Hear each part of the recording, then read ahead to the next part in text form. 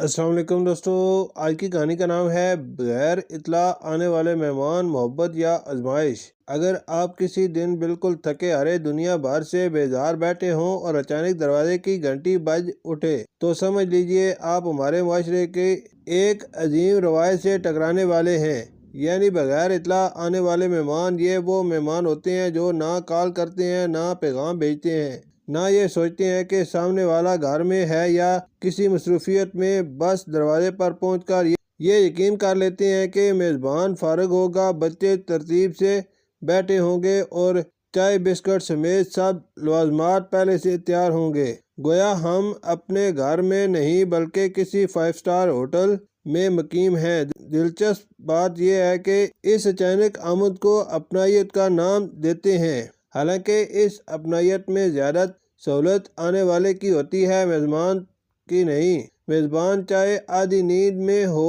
سر درد سے نبرد آزما ہو یا ذہنی طور پر اس قابل نہ ہو کہ 2 جملے بھی ٹھیک سے بول سکے، اسے بہرحال مسکرا کر دروازہ کھولا۔ چونکہ منع کرنا بدتمیزی اور برداشت کرنا تہذیب سمجھا جاتا ہے، ہمیں یہ خیال ہی نہیں آتا کہ اس بند دروازے کے پیچھے کیا حالات ہو سکتے ہیں۔ شاید گھر بکھرا ہو، بچے کسی لمبی لڑائی کے بعد سوئے ہوں، برتنوں کا ڈھیر لگا ہو یا میزبان خود زندگی کی کسی مشکل گھڑی سے گزر رہا ہو، مگر ایک گھنٹی کی آواز ان سب حقیقتوں کو غیر اہم بنا دیتی ہے، کیونکہ آنے والے تو اپنی سہولت سے آ چکے ہوتے ہیں، اکثر بغیر کسی خاص مقصد کے۔ اصل مسئلہ یہ ہے کہ ہم نے سرپرائز کو حد سے زیادہ رومانوی بنا دیا ہے۔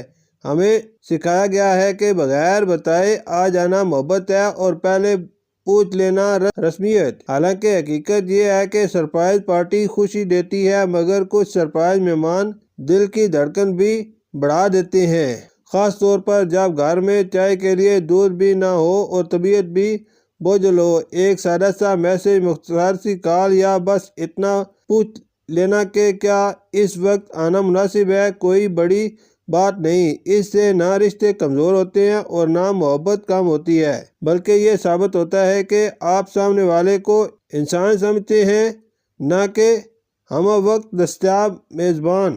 شاید اب وقت آ گیا ہے کہ ہم اس روایت کو تھوڑا سا آرام دیں۔ بغیر اطلاع آنا محبت نہیں اور منع کرنا بد تہذیبی نہیں ہوتا۔ چاہے اصل تہذیب یہ ہے کہ آپ آئیں ضرور، مگر پوچھ کر، تاکہ دروازہ مسکراہٹ سے کھلے، گھبراہٹ سے نہیں۔ شکریہ۔